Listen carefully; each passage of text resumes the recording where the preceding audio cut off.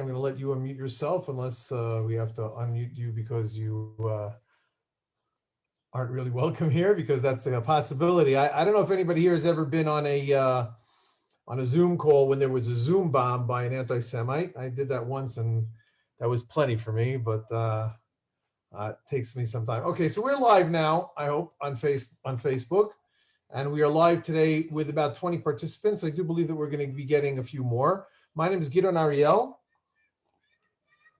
I'm the executive director of Root Source. Root Source is a platform for pro-Israel Christians and Jews to engage with each other, primarily by learning together the roots of the common roots of their faith, the Torah and Jewish history and Hebrew language and stuff like that.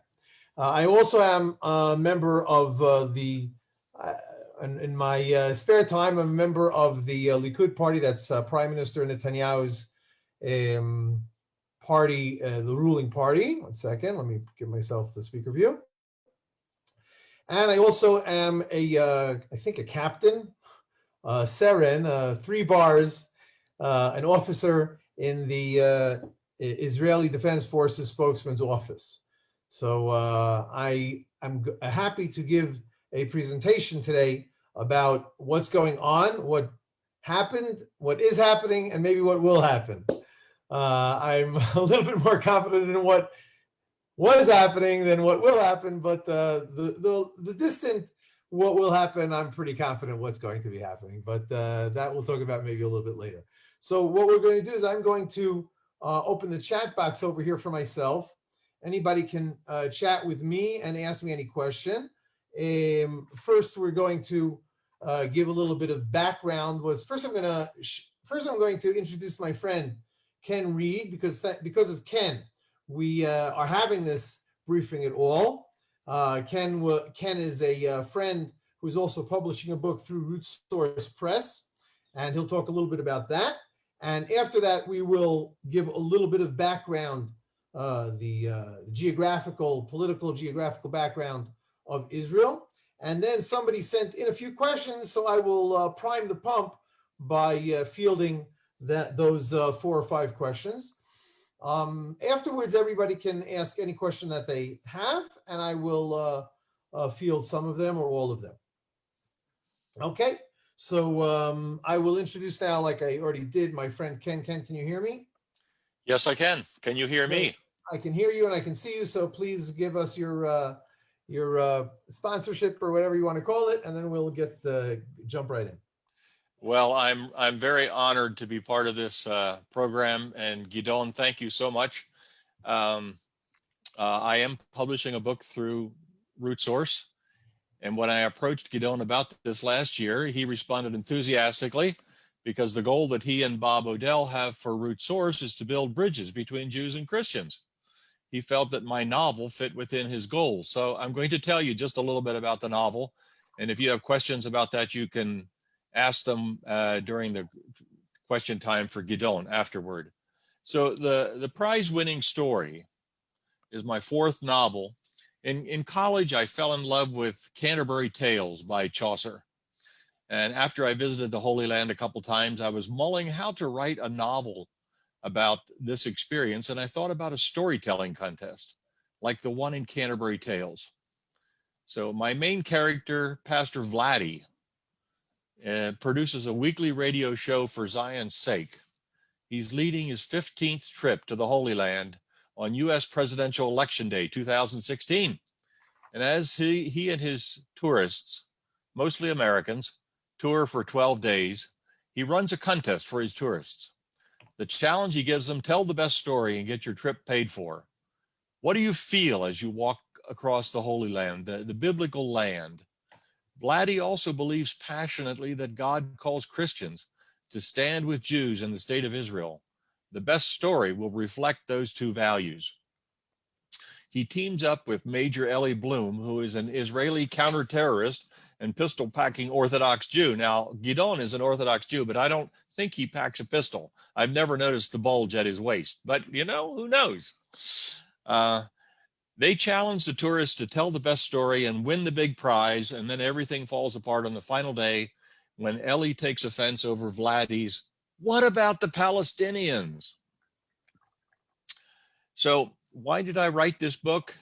You know, like Vladdy, I am grieved by 1600 years of persecution and harassment of the Jews, often led by Christian leaders, shockingly. Leaders as well known as Martin Luther and Augustine. This reached its horrible climax, as you know too well, in the Holocaust, but it's happening on the streets of San Francisco and London and New York today, when gangs attack Jews and blame them for the current events going on in Israel. Our Father God made promises to Abraham in Genesis 12, and when people, Christians especially, talk about how he has replaced the Jews as his chosen people with Christians, we need to say no. God doesn't break his promises. He doesn't change his mind. So that's my little pitch there, Gidon. Thank you very much. Thank you very much, Ken. What happened was that I came up with this idea for doing this briefing to promote Ken's book amongst some of his fellow writers.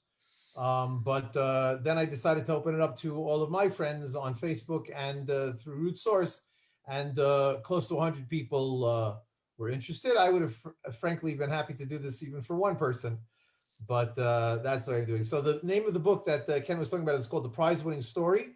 Here is a link to sign up to get information about that, and also a discount on the book when it comes out, I believe in September.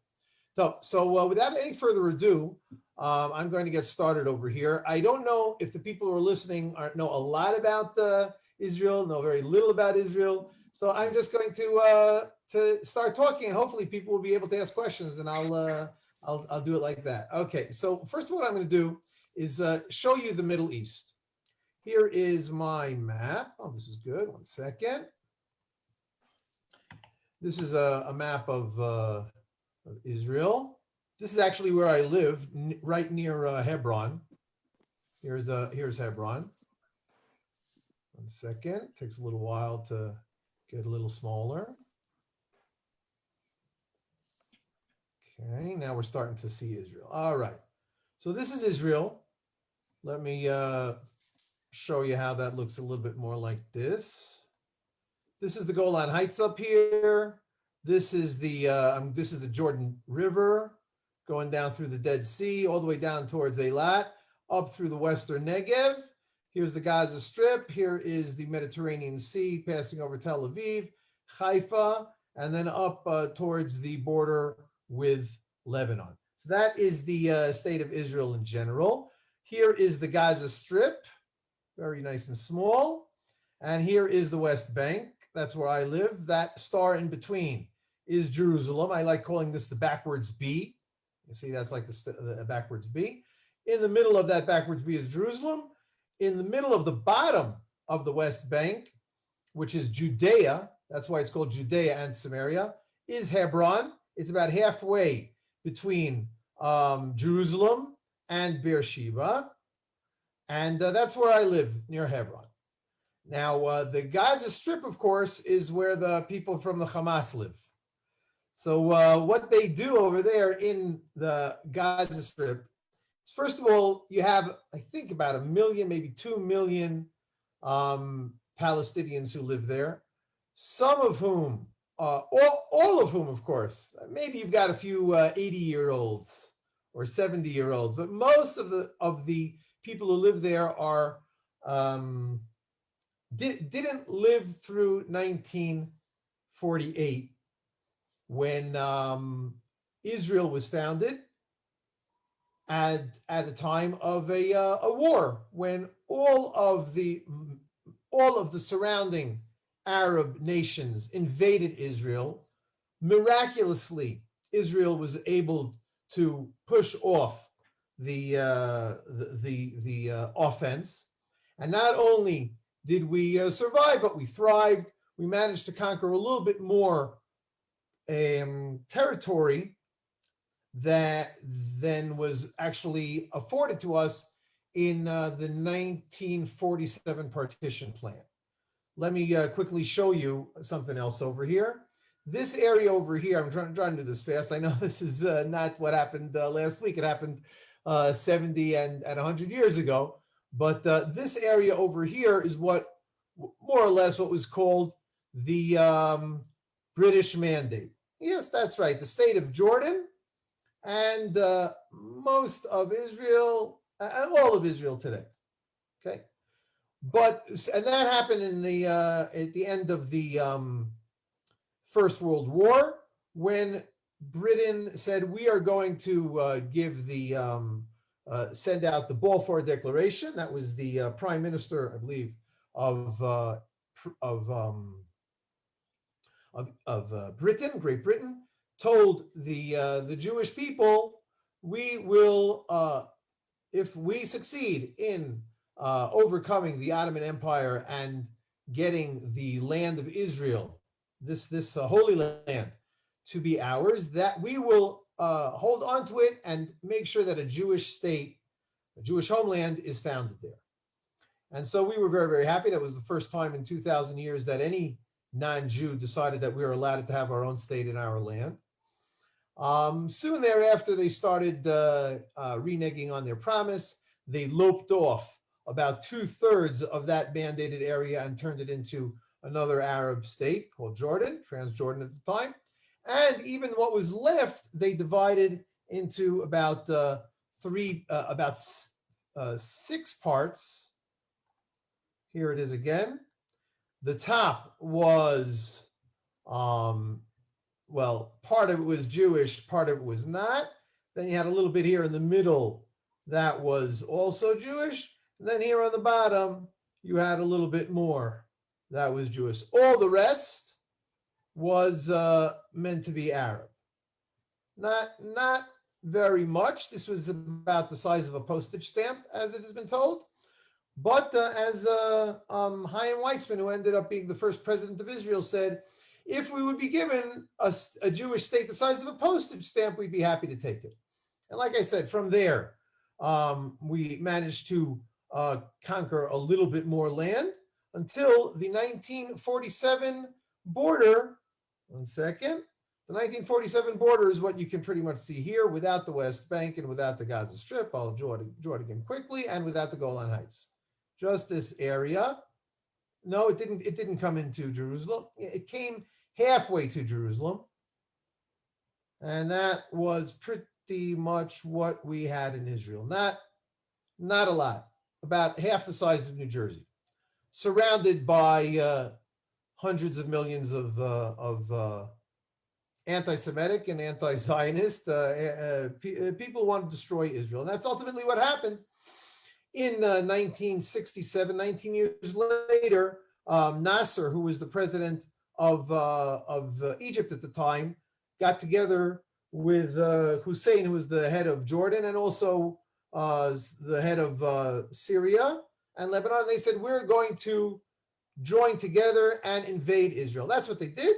But to make a long story short, or actually a short story short, in 6 days, we managed to push off all of those armies. And we ended up with the state of Israel, including the Sinai Desert, which is what we have here, down here, nice and big. It's about twice the size of the rest of the state of Israel. The Sinai Desert, which ultimately was given to Egypt when we made a peace agreement with Egypt in about 1978. We got this tiny piece up here, which is the Golan Heights, which is overlooking the northern part of Israel. You could basically throw darts down from the Golan Heights onto the Sea of the Galilee, the Kinneret, and the rest of the Galilee. We've got some Christians here today, so they have heard of the Galilee. Yes, that's right. Nazareth is in the Galilee, and the Golan Heights oversees Nazareth and can shoot rockets at it. And the same thing with the West Bank. This is a two-dimensional map that we're looking at, but in 3 dimensions, the West Bank is the highlands, and Tel Aviv and the whole coastal plain are the lowlands. So just like from the Golan Heights, they could really destroy the Galilee. From the West Bank, they could really destroy Jerusalem. Beersheba, Tel Aviv, and basically all of Israel. And from the Gaza Strip, as we've seen now, they can also shoot rockets to the Jewish communities that live just outside of the Gaza Strip. Let me see if I can, in a moment, I'll find an important map. And so that is why Israel has to defend itself. So let me see. Let me see if anybody is. I see that we've got one person in the chat over here. Okay, that's what Ken asked. If anybody has any questions, please share them with me, and I will try to get to them. But meanwhile, I'm giving a little bit of background. So what happened is that in about 2002 or so, Israel, which had been you could say basically Israel was inside the Gaza Strip. Not in we had the Israeli army that was able to go into any place in order to fight any enemies that we might find there. And we also had Jewish communities in the southern part of the Gaza Strip, near just on the sand dunes. I'd been there. It was called Gush Katif, the Katif salient. But because of the million or so Palestinians who lived there, and what some people decided was what's called a demographic time bomb, if you will, that they simply did not want. They said, I don't want to have anything to do with Palestinians. Let them run their own lives. So the prime minister at the time, Ariel Sharon, decided that he would do a unilateral withdrawal from the Gaza Strip. He also withdrew from a few Jewish settlements in the northern West Bank, the northern Samaria. But mostly what he did is he withdrew from the Gaza Strip. He withdrew from about 18 Jewish settlements that have been Jewish communities that had been living there probably from the 80s until about 20 or 30 years. And he withdrew the army from there, hoping that completely, and hoping that the Palestinians would be grateful and say, okay, now we got our own state, no Jews here, no Israelis here to bother us, and so we can find our own state. However, it didn't work that way. Soon after the withdrawal, there was an election in the Gaza Strip, Hamas against Fatah. Now, both of those organizations are terrorist organizations. It's just that Fatah is less horrific a terror organization.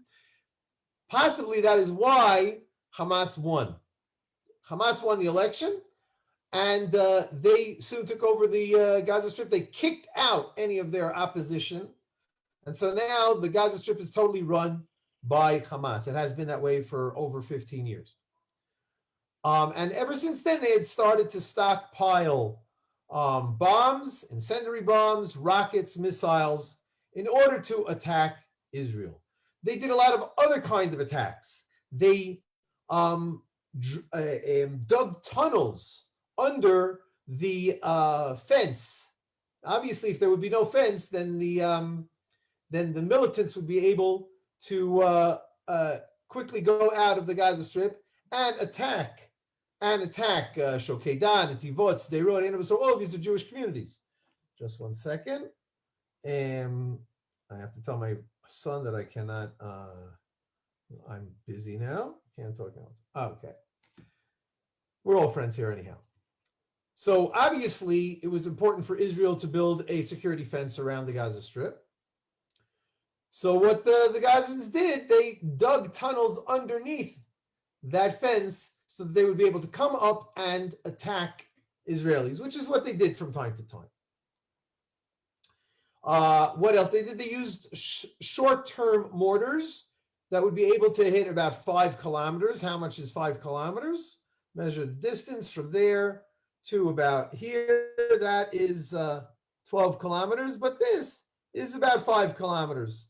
So Ein HaBesor, Urim, Shokedan, Netivot, all of these places were any kid with a mortar could shoot at them, and they did. So that is why Israel developed what's called the Iron Dome. which is an amazing anti-missile missile. What they did, it's really crazy. They would be able to see immediately where something would be shot from, immediately by computer figure out what the where it was aimed. If they saw that it would be aimed towards the sea or towards an empty area, they would let it fall and explode. But if they saw that it was heading towards a city, they would shoot an Iron Dome anti-missile rocket at it, and more times than not, explode the Palestinian missile in the air. And anybody who came from my advertisement on Facebook saw a picture of that. Let me try to find that. 1 second. Hope that I don't have feedback over here. 1 second. Slow it down. Root source. I think I might be able to find it without going in. Yeah, there's the picture. There's a nice photo. This is not really a photo. This is a drawing based on a photo. But what you have over here is the Palestinians shooting from a Gaza Strip and the Israelis shooting up the Iron Domes, waiting to each one of these Iron Dome rockets would lock itself onto one of these Palestinian missiles and destroy it. That's what was going on. That was amazing. However, the Palestinians figured out we can try to beat them at their own game. We won't shoot just 1 or 2 or 10 rockets at a time. We'll shoot hundreds of rockets at the same time. That's what they did. Most of the time, Israel was able to conquer those rockets, to capture those rockets in the middle of the air and destroy them. However, about a dozen times they didn't succeed, and that is why some of those rockets landed on direct hits on homes, sometimes on multi-story buildings in places as far as Ashkelon. Give me a second over here. I have to find another picture over here. A distance from Gaza rockets. Let's see if I can find the picture that I'm looking for. Yeah, let's get an image here, which is my favorite one. Here, let's try this one. This one, 1 second. Open image in new tab. Yeah, so what you have over here, within 10 miles of 10 kilometers of Sderot, kilometers about a half a mile. You do reach Sderot, which is a city of over 30,000 residents, but you don't reach Ashkelon, which is a city of about 80,000 residents. But if you do use the next largest, this isn't really the distance that I was looking for. Come on, here, maybe this is it. I'm looking for the ones with the maybe this one. Whatever. You get the idea. Anyway, so the shortest term rockets can hit about 50,000 residents. The next level can reach Ashdod and Beersheba. That hits about 300,000 residents, can reach. And then the furthest distance that Hamas was able to shoot this time hits Ashdod, Tel Aviv, all the way up to Netanya this time, if you can see that. Here, see it a little bit better. And in principle, it can also reach Jerusalem. This is, how far is this? 180 kilometers. Crazy. So basically, and that hits about 4 million Israelis. Everybody except for Netanya and above, Haifa, Afula, Tiberias, that's about it. They aren't going to try to shoot at me in Hebron because that's mostly Palestinians, but which they frankly wouldn't care. But we didn't have to worry too much about going into our safe rooms. Every Israeli, certainly houses that were built more than 20 years ago, have a safe room where if you are in Tel Aviv, you have a minute and a half to run if the sirens go off. If you live in Sderot, you have, I think, 15 seconds to run to get into your safe room. I don't know how anybody could live that way.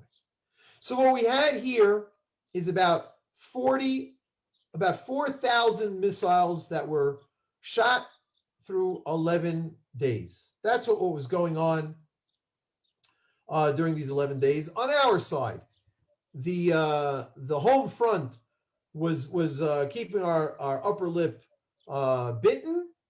Unfortunately, I believe 11 Israelis were killed, including a few Israeli Arabs and including a few foreign workers. The last two people who were killed, I think, were killed by a mortar that was shot just near the Gaza Strip into an agricultural farming packing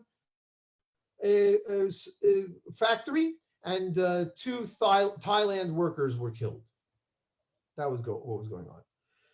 In addition to all of this, that is pretty much, if somebody can remember something very important that has to do with what Gaza was doing to us over the past 11 days, then please tell me.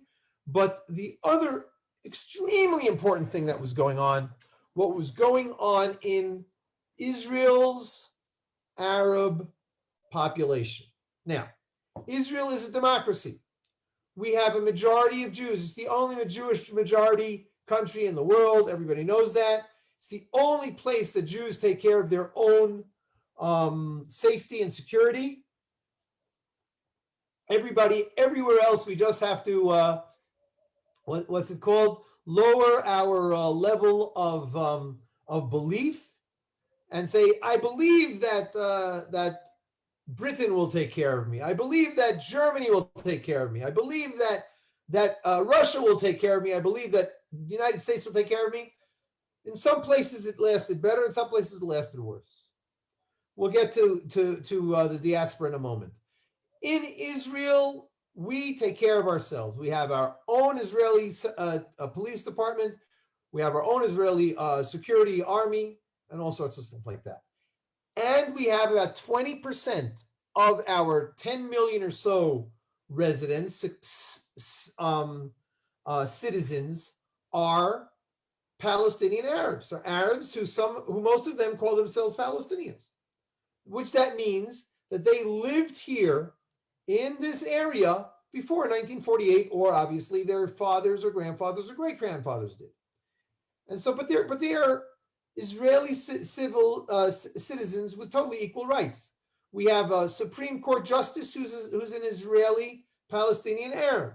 We have about 15% of our Knesset, of our parliament, are Israeli Palestinian Arabs. They sit there. It's a little crazy, I think, because they usually side with our enemies. Some of them, most of them. But it is what it is, and we're doing this with our hands tied behind our back. In this round of conflict, in Operation, what's it called in English? Guard of the Walls. Interestingly enough, that's from the Bible, that term. During this Operation Guardian of the Walls, I think. My wife is calling out from the other room. I could barely hear her. If she wants to tell me something, she's gonna have to walk over to my door. A lot of hot-headed Arab citizens of Israel started having violent Hafganot,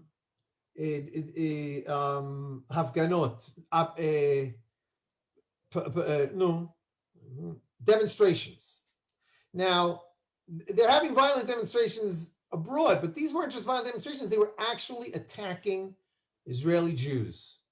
One Israeli Jew was even killed in this kind of act, and dozens were wounded. So this was actually a different kind of home front that we had. What happened there wasn't so simple. In general, the Israeli government, understandably, likes to de-escalate things, and that's what we were trying to do with the Palestinians also in the Gaza Strip. But until we couldn't handle it anymore, and therefore we escalated it, and that is when Israel went in, called this an operation with goals, and the goals of their operation were to minimize the number of rockets that the Gazans had, the Hamas had, in order to attack us, and to take out the leadership of the Hamas, which they did, not all of them, but a bunch of them. So that is what happened over the last 11 days. At some point, Israel decided, okay, we've completed what we want to do today. We don't want to keep this going forever. Notwithstanding what many Israelis would want, and that is to completely destroy the Gaza Strip so that they couldn't attack it all. Problem is, the only way to do that is to go in and with land forces, expose those soldiers to much more danger. A lot more Israeli soldiers would be killed. There were no soldiers killed in this operation. And so that is why they really didn't want to do that, and they didn't. So what's going to happen? How long is it going to last this quiet? Is it going to last for 1 year, 5 years, 10 years? We don't know. But meanwhile, we hope that there's quiet. We hope that the ceasefire that was brokered mostly by Egypt will hold more than the 3 or 4 days that it's been holding until now. I'd just like to point out one really cool thing that I mentioned on Facebook, and I think is the most commented and liked Facebook post that I ever made. What happened was that Israel started moving its forces, its ground forces, its tanks to the Gaza Strip border. And so the Hamas said, it looks like they might be going in. So we better start getting ready if they do. And then at midnight, between Wednesday and Thursday, the Israeli Defense Forces spokesman's office in English posted a tweet on Twitter that said, Israeli ground forces are now active in the Gaza Strip. Now, in the morning when we woke up, everybody was saying, what are you talking about? You weren't really in. Are you in? Aren't you? He said, listen, we thought we would be. We shouldn't have been. Somebody made a mistake, wrote in. They should have said near or something like that. But what really happened? They wrote that they're in, or that they're going in, and the entire international media reported on that, and the Hamas said, okay, it's time for us to start our activity, and they all of their militants went into their tunnels. They didn't only build tunnels to go from the Gaza Strip to Israel, they built an entire city of tunnels underneath so that they wouldn't have to run around on top and expose themselves to Israeli Air Force and stuff like that. So they all went in. Now, of course, Israel intelligence has maps of those tunnels, and they know exactly where each one of the prepare to shoot points are in those tunnels. And so they knew that, or they realized, they figured that the Hamas militants would assume their positions in the tunnels in order to wait for the Israeli ground forces to come in. When that happened, the order was given to the Israeli Air Force to heavily attack the internal Gaza Strip tunnels. They destroyed dozens and dozens and dozens of miles of those tunnels and killed, it's questionable, possibly hundreds of those militants without a single Israeli being hurt. I think that was one of the most exceptional operations since Entebbe. Unbelievable. So I just had to comment that. Okay, so that is what happened in the Gaza Strip. That is what happened in mostly in mixed cities in Israel. Most of the places, again, there are about 8 million Jews who live in Israel and about 2 million Arabs. Most of the Arabs live in Arab cities. Most of the Jews live in Jewish cities. I live in a small community, about 80 families, about 500 people live here. We're just Jews. But there are some, and there are some Arabs who live in some Israeli cities. They are Israeli civilians, so they're allowed to live wherever they want, but most people like to live near where they want to live. There are some cities that are mixed. Those cities are mostly Lod, Ramle. These are places you haven't heard of. And Tel Aviv, actually, that you have heard of because Jaffa, Tel Aviv Yafo, the Jaffa area has got a lot of Israeli Arabs there.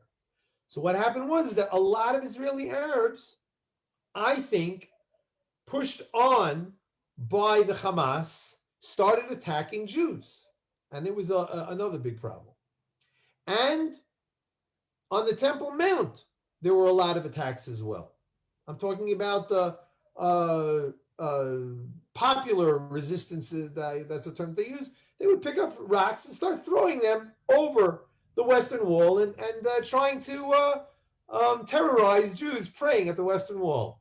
They were throwing these rocks from what they say is their holy space, the Haram Sharif, the El Aqsa Mosque. But that's where they were stock loading, I think that's the word, stockpiling these rocks to throw them. Absolutely crazy. And they would also use pepper spray against the Israeli security forces who would come up. Just crazy. Why can't we just have peace? That's what I always try to say.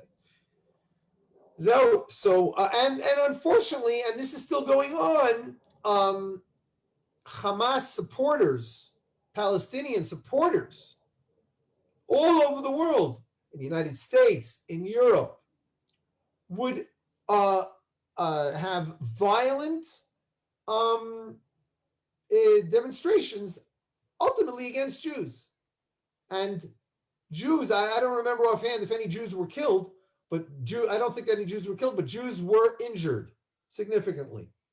As recently as yesterday in Times Square in New York. Just unbelievable. Really, there is nowhere safe for Jews outside of the land of Israel. In Israel, it ain't a walk around the park either, but at least we can defend ourselves here. And if the entire world, like the United Nations, is going to say, well, you shouldn't defend yourselves because you're really offending the Arabs, well, guess what, guys? We've heard that before, and we're not going to take it anymore. So we are going to defend ourselves as we see fit. Okay, I thought that I would talk for about 15 minutes. I ended up talking for close to 40 minutes. I'm going to see, first of all, I'm going to stop sharing the screen, see if anybody is chatting me. Nobody's got chatting me any questions. Please chat me any questions that you have. Meanwhile, I'm going to read some of the questions that somebody already asked me. As we know and confirmed by Hamas leaders, the source of these rockets, which were used by Hamas, is Iran.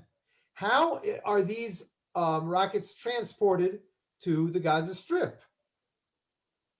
So the person who asked this question suggested most probably it went through Iraq by an assistant Iraqi pro-Iranian militia. I think that Israel is not letting any Iranian missiles into the Gaza Strip. Let's go look at the map again. This time we'll look again. 1 second. Push this down a bit. Not at Israel, but at the entire Middle East. Come on, where are you? There you are. So here, you see, of course, you've seen these maps of the Middle East, all of the enemies of Israel surrounding just little tiny Egypt, little tiny Israel. Baruch Hashem, thank God we have a few, 4 countries that recently made peace with with Israel. That's wonderful. I'm very happy. I have a lot of friends. I'm starting to get friends in the United Arab Emirates. I think the next on board hopefully is Saudi Arabia. But anyway, here is Iran, far away. What they would do is they would move their missiles and whatever kind of antisocial things that they wanted to get to the Gaza Strip. I got to move it a little bit bigger so that you can see where the Gaza Strip over here. You can't even see it over here. And they would try to come in through boat. But Israel wouldn't let boats come in. We figured that out decades ago. Then they would try to bring it in maybe through the Sinai. So Iran would take a boat, come out over here, bring it in through the Sinai. We captured those boats also.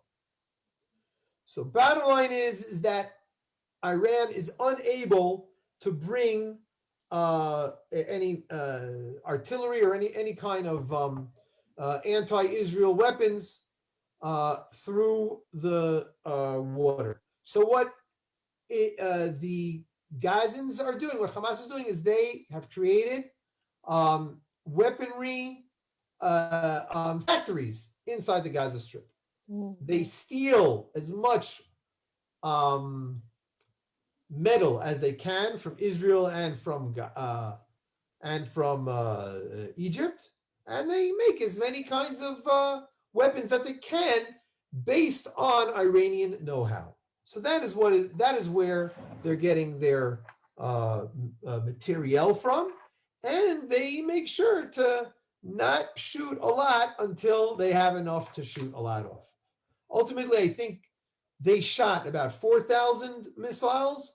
We destroyed probably, I'm just going to make up a number here, probably about 20,000 missiles, and they're left with about 10,000 missiles. So they started out with about 40,000, and now they're left with only 10. If we would have let them keep on shooting, they would have ended up with less, and that time we would have been able to destroy more of those missiles and to destroy more Hamas militants. But for some reason, and the Israeli populace, through popular opinion posts, over 50% of Israelis would have wanted them to continue the fighting in order to destroy more of the enemy. But we woke up to a ceasefire on Friday morning, and we can't. Generals, on the one hand, we want there to be less chance of being terrorized. On the other hand, we like not being terrorized. So that's the way it goes. Hamas started this war. Why wouldn't the international community bring them to justice? The reason is because Hamas started the war, but Hamas and its supporters did a good job of spinning by saying that the reason that Hamas went out to war is because Israel was attacking Palestinians on the Temple Mount and in a Jewish and an Israeli neighborhood, a Jerusalem neighborhood, called Sheikh Jarrah. They were trying to pull for some families. They didn't ever say that it was four, but it was only 4 families out of their homes in Sheikh Jarrah, and Israel shouldn't do that. And that is why they came to support and to defend El Quds, Jerusalem. Of course, that's a lot of baloney, because the first of all, those Arab families living in those homes in Sheikh Jarrah, the neighborhood of Sheikh Jarrah, they were squatters. They weren't paying rent, and the Israeli justice system, the Supreme Court, said, "Okay, you guys want to stay there? Well, we say sorry. You don't have a reason to stay there." So they wanted to. Even still, as Prime Minister Netanyahu said in a posting, and actually in a press conference, he said, "We decided to push off pulling those squatters out of there. On the Temple Mount, we decided to disallow Israeli Jews from going up to the Temple Mount. For 19 days, we weren't allowed up to the Temple Mount, even though Israel prides itself in allowing freedom of religion." And a third thing that I forget what it was. Even still, they attacked. So why won't the international community bring Hamas to justice? Forget it. It's because There's too much anti-Semitism going on around the entire world. Either people are anti-Semitics, like the videos that you see of these harsh militants, I call them, acting against Jewish and Israeli, demonstrating against Jews and Israelis. And in between, the people who see that kind of violence, they say, I don't want to go against it. So it is a big problem. This is the problem of Israel fighting its wars with one, sometimes both hands tied behind its back, with sadly too few friends around the world. And that is an opportunity for me to say thank you to our Christian friends around the world. We'll get up to what you can do later on in this briefing. We know that Israel has the power to eradicate Hamas, but Hamas leaders are still moving about freely. As I said, Israel, if you aren't the prime minister of a sovereign state, you can say, just bomb them all to kingdom come, smithereens, come on, show them those 72 versions. You can't do that because there are civilians around them. And of course, Hamas is using those civilians as human shields because they know that we will not indiscriminately shoot missiles. That is why people saying it's not fair. Only 11 Israelis have been killed and hundreds of Palestinians have been killed. It's not fair. Well, first of all, most of those Palestinians who've been killed were militants. And if you shoot a rocket at us, we're going to shoot it. We're going to shoot one back at you and kill you so you can't shoot another one. That is what the terms of engagement are.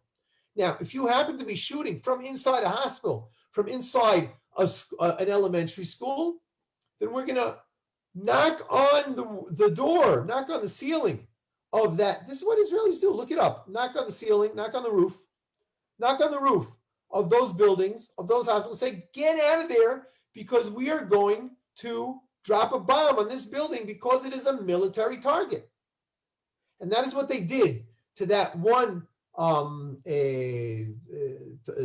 multi-story building where some of the Hamas's headquarters were, and they destroyed the building after they knocked on the roof telling everybody in that building, get the hell out of there. We're about to destroy this building. You know we mean business. So people do that. They know to get the hell out of there. Except the AP, Associated Press, had an office in that building. And they said, why are you destroying why are you shooting rockets at, why are you shooting missiles, IDF, at international journalists? Well, international journalists, what the hell were you doing in a building that you knew the Hamas had a headquarters in? So I don't think that got too much traction. I think that's their problem. Now, frankly, I think that the office of the AP there, I didn't get a chance to look at it, but I'm pretty sure that the people at offices there, they were mostly stringers, Palestinians themselves. So chances are they were not a fifth column, but they were supportive of the Hamas as well. So it's not so simple. We Israelis know that the most of the general media, not social media, but what is it called? The regular media are not too pro-Israel. That's the way it goes. Anyway, so that's what we did over there. And that is why we're trying to bring the Hamas to justice. We're not going to capture anybody and bring them. We're going to destroy them. We don't have any time for this stuff. When can we expect Hamas leaders to face justice, especially those that are outside Gaza? We can expect that the strong and secretive and long arm of the Israeli Defense Forces will get there. We know who you are. We know where you live.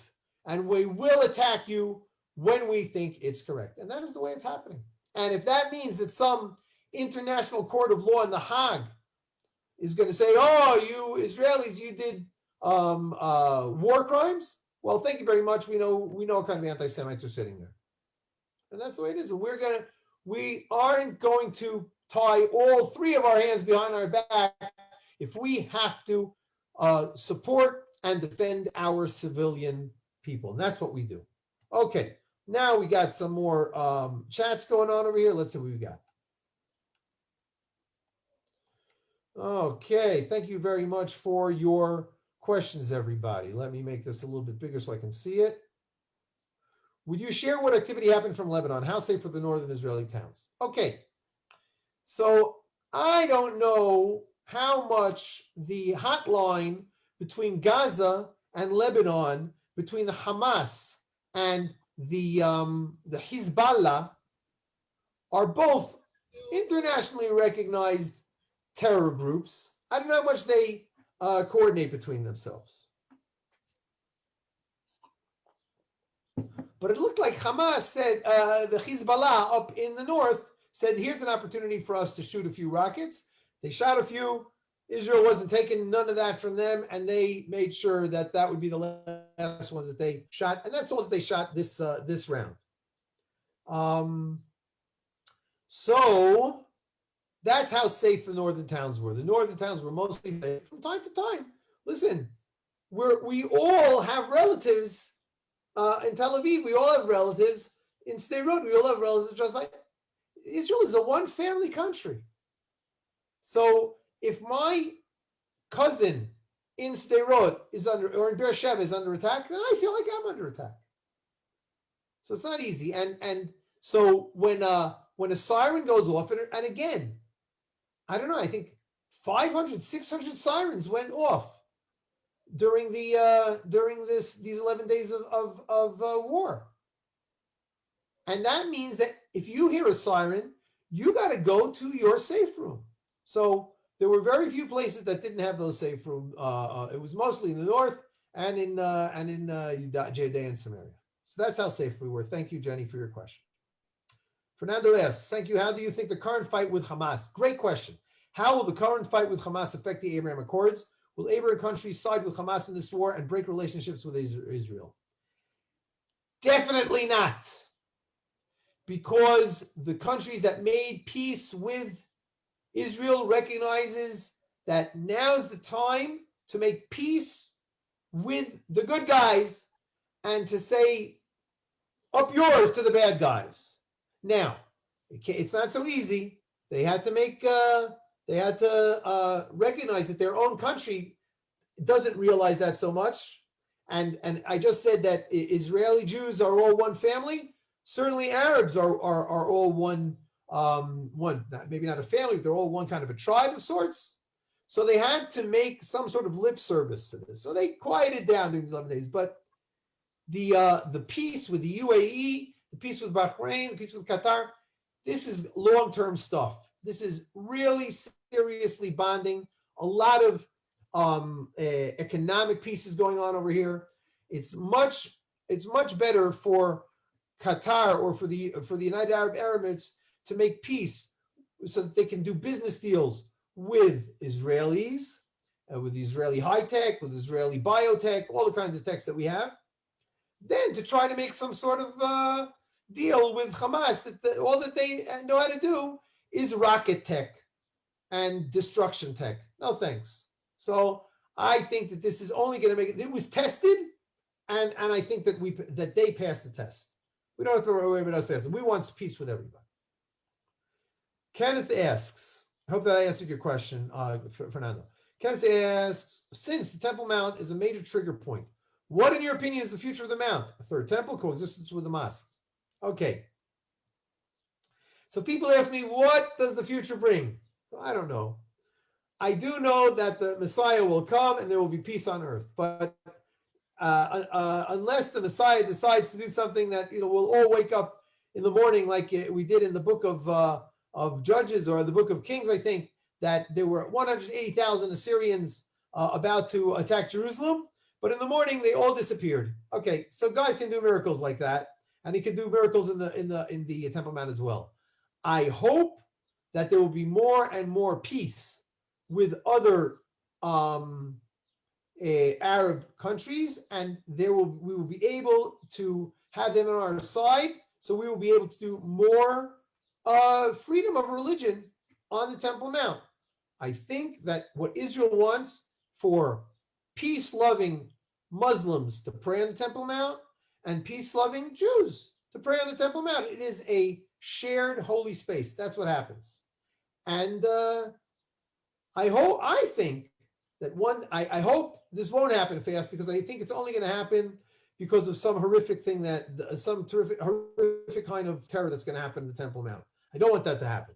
But there was a horrific terror attack in the tomb of the patriarchs in Hebron about 30 years ago.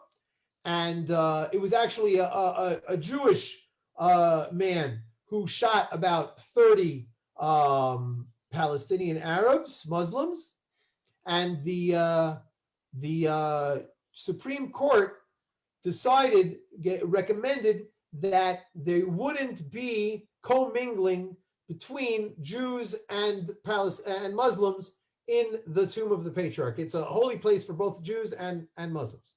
So what they did is that they divided up the tomb of the patriarchs. There are 6 tombs there: Abraham and Sarah, Jacob and Rebecca, and Jacob, Abraham and Leah, and Jacob and Rebecca. So the Jews got 2/3 of those tombs, but the Muslims got 2/3 of the space of the tombs, of the cave, of the building, the cave of patriarchs. So each one got 2/3 in one way, but only 1/3 in another way. So each side was unhappy a little bit. That's a great negotiated settlement. And 11 days out of the year, the Jews can go into the 2/3 area that the Muslims are in the rest of the time. And in 11 different days, the Muslims can go into the area parts that the Jews can go into. In other words, 11 days a year, there are no Muslims in the tomb of the patriarchs, and 11 other days of the year, there are no Jews in there. And the rest of the time, there are Jews in the Jewish parts and Muslims in the Muslim parts. I think that would be a fine solution for the Temple Mount as well. Give the Jews not 1/3 or 2/3, give us about 1/20 of the Temple Mount. We will just walk around in areas that we are comfortable walking around in. You can keep the rest. As long as there's peace. That's the way it's got to be. I hope that's what's going to be. I hope that is the midterm. Short term, it's just going to keep on being a few activists trying to change the status quo, trying to remind Israel that there's no place for terrorists up in the Temple Mount. Really, it's crazy. And hopefully there won't be. And so will there be a third temple that will replace Hamas? Will it be coexistence with Hamas? I don't know. We'll see. To what degree is the battle over control of Jerusalem by Hamas? Ruth, to what degree is the battle over control of Jerusalem by Hamas? Hamas was doing its PR saying this is a war about Jerusalem. That really got everybody all psyched up. No, it's baloney. This is a war about Jews in the Middle East. The Hamas in their charter say there is no room for Jews in the Middle East, and certainly not in Israel, and that is why we are going to try to kill them. Look it up, the Hamas charter, and read it and weep what they want. Read the Israeli document of establishment, the Israeli Declaration of Independence. It says we outstretch our hand in peace to our Arab neighbors. And that is really what we're doing. And Baruch Hashem, more and more Arabs are taking that outstretched hand and shaking it and becoming our friends. It is these states that are establishing warm relationships, warm peace accords with us. And it is some Palestinians also, little by little, some Palestinians are becoming more and more bold, even though they know that the PA and certainly the Hamas could kill them if they do normalize relationships with the Jews, with Israelis, with settlers. But I am a member of numerous dialogue groups between Israelis, between settlers, and Palestinians, Arabs living in Israel and living in the West Bank. And that's what's going to be. God knows, you guys have something from the New Testament. Peace will come out. God has a plan, and he is going to conquer all with love. That's what I believe. Call me naive. Bernie asks, do you actually believe Bibi agreed to the ceasefire without any conditions? If so, why? Yes. The conditions were that you'll stop shooting us. If you, everybody knows, if the Palestinians, I think this is attributed, I think, to Golda Meir. If the Palestinians put down their weapons, there will be no more war. If the Jews put down their weapons, there will be no more Israel. So that is why the condition was stop shooting at us. And since there was a ceasefire, we were able to dare stop shooting for a few hours. Lasted a few more hours. Okay, looks like it's lasting. It looks like it's holding. The conditions that Bibi agreed to the ceasefire were that you guys are going to be quiet for about 10 years. And we're going to keep on trying to make sure that you don't get more than the 10,000 weapons that you still have. That's why he said, this is it. We're not going to be able to keep international pressure off of us for too many more days. So that's what we're going to stop. That's why. Some of the conditions that we would have liked him to have, returning the Israeli soldiers that are being held. Well, two of them are the bodies of Israeli soldiers that are being held, but there are some Israeli civilians in the Hamas, in the Gaza Strip. Many people said we should have kept on pummeling them until they gave them up. I assume that Netanyahu thought that that wasn't going to happen. And what other conditions could we have had? I don't know. But we got other things that we got to do here. We're not going. Oh, what happened is that Israel had plans in the drawer, Tochniot Megira, we call them in Hebrew, that when it's time to pull them out, the prime minister and the government says, okay, IDF, start putting into action your plan. So that's what they did, and they reached the goals of that plan. They destroyed a lot of the leaders. They destroyed a lot of the headquarters. They destroyed a lot of the tunnels. They destroyed a lot of the factories. And now we can say, okay, mission accomplished. And that is why we agreed to that ceasefire, because the mission was accomplished.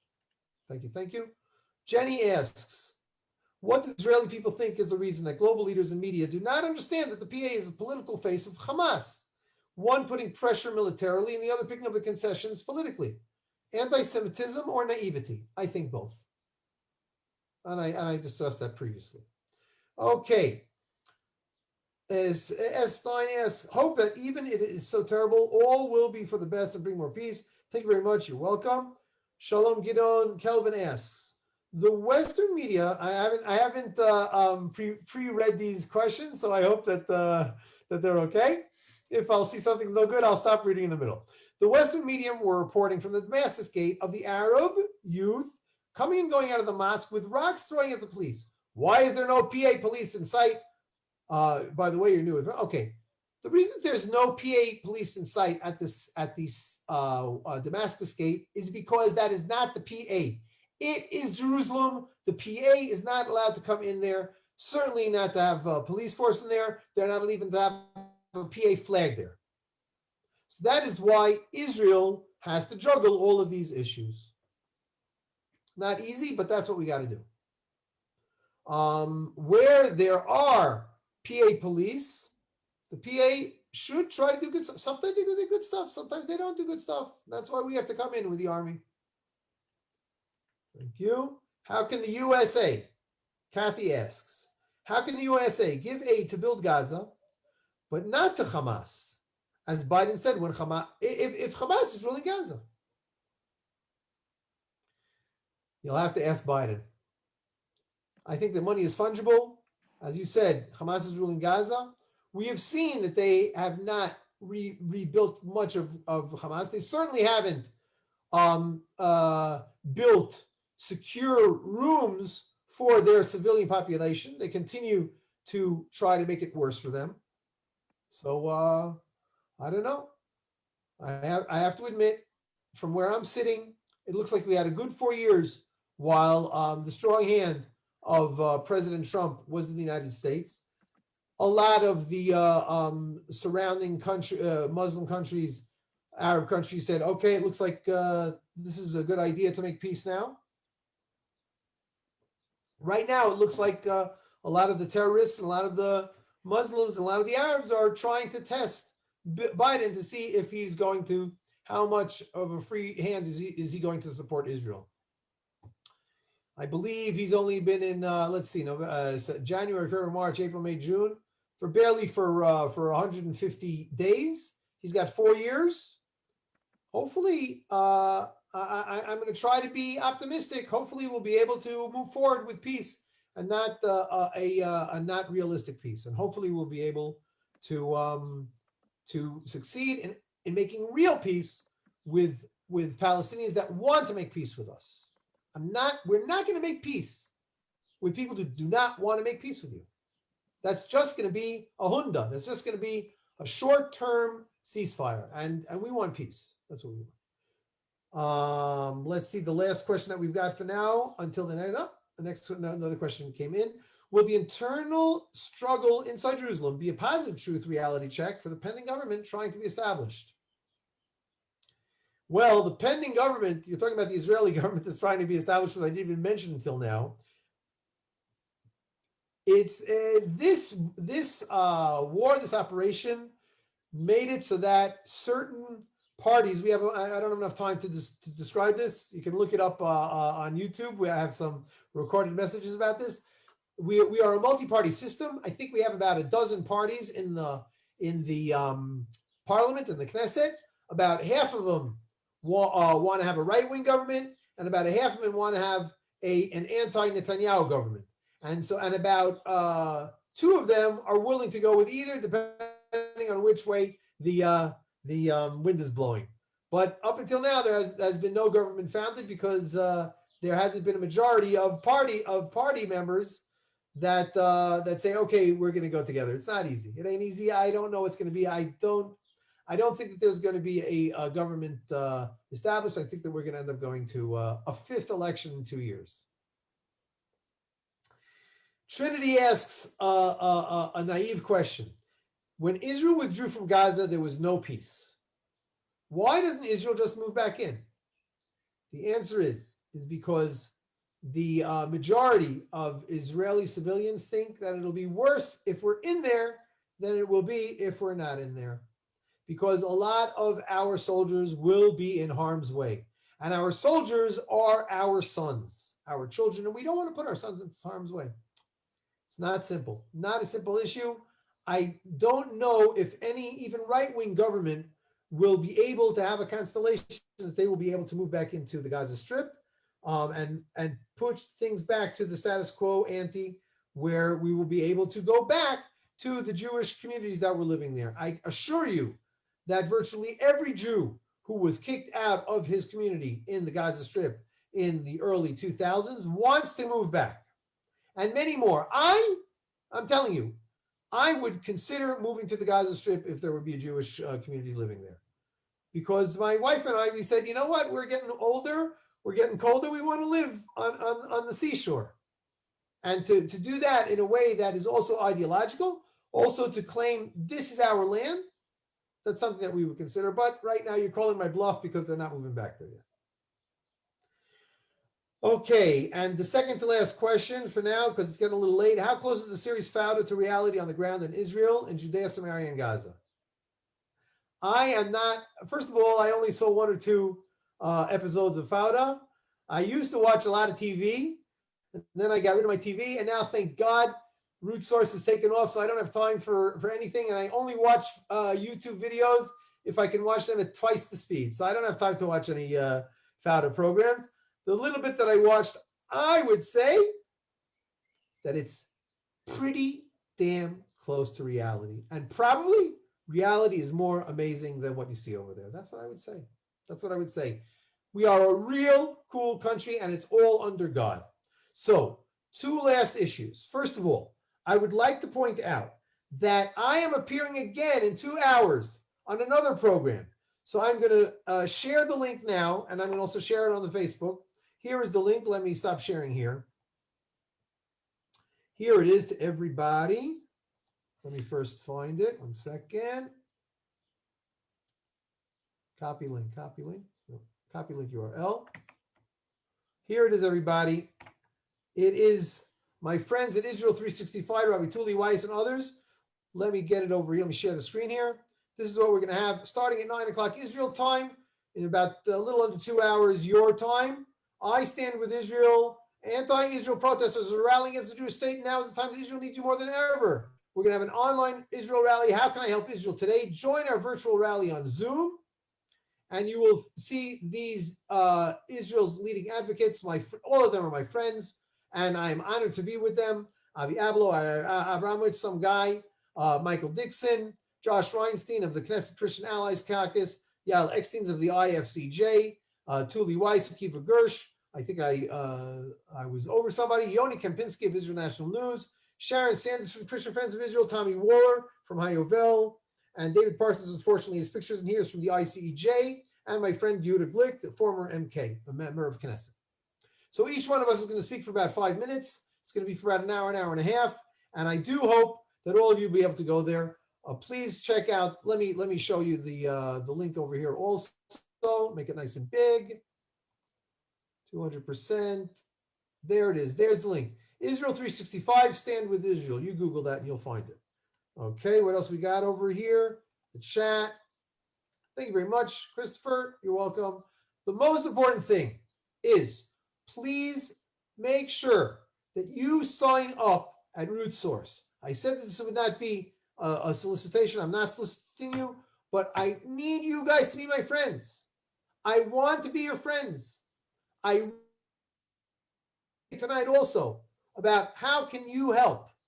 The way that you can help in this time of social media where everybody is a Zoom call, is a phone call away, is to befriend Jews and Israelis. Befriend us, be our friends. Come to Zoom calls like this. Have one-on-ones with me. Everybody knows that I want to have one-on-one calls with my Christian friends all over the world. And I have them here. Take a look at my schedule over here. 1 second. Look what I did all last week. I've been having with Samantha, with Ryan, with David, with Fady, all over the place. All you got to do is click this link.